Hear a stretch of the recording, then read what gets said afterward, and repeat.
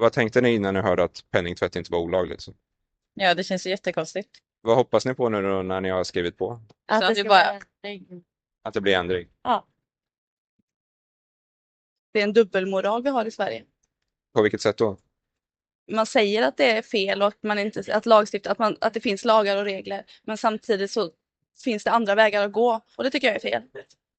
Så vad hoppas du på nu då att politiker och myndigheter ska göra? Att de tar sig an frågan och verkställer det på ett bra sätt. Att man tar det på allvar och gör det rätt. Och så är ju penningtvätt i sig inte olagligt i Sverige trots att det kan finansiera all möjlig form av grov brottslighet som knarkhandel och prostitution och så vidare. Vad tänker du om det?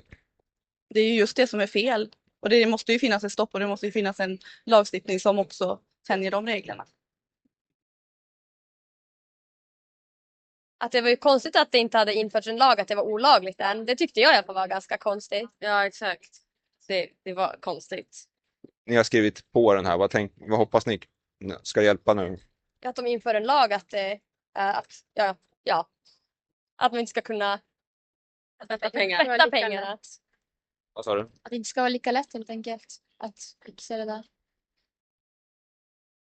Jag är bekant med själva begreppet och problematiken liksom så att ja, jag är inte så förvånad men Vad tänker du om att det till exempel inte är olagligt i Sverige i sig? nej, jag förstår lite både och men det finns ju många kryphål liksom och det har ju sina förklaringar naturligtvis men det är bra att någon tänker på det och tar upp det liksom så att ja, det kommer på debatt. Så jag tror om man inför den där lagen så tror jag att många så här problem och sånt, alltså att de försvinner.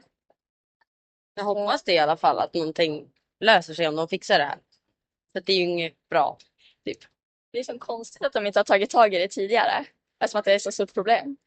Banker och finansiella företag de skickar in penningtvättsrapporter varje år och för ett par år sedan så kom det 11 000 till Finanspolisen som är de som ska titta på det. De är bara 15 personer som jobbar där. Nej, det är naturligtvis inte bra. Det är ju alldeles för mycket pengar som är olagligt finansierat och sånt där. Det är ju bortemot en tredjedel av alla världens totala BNP är ju olagliga svarta pengar på olika sätt. Så naturligtvis är det ju ett stort problem. Ja, så många poliser som ska ta hand om så mycket, eller så många som jobbar med så många rapporter är ju naturligtvis totalt ohållbart naturligtvis. Så det hör ni själv att det funkar ju inte liksom.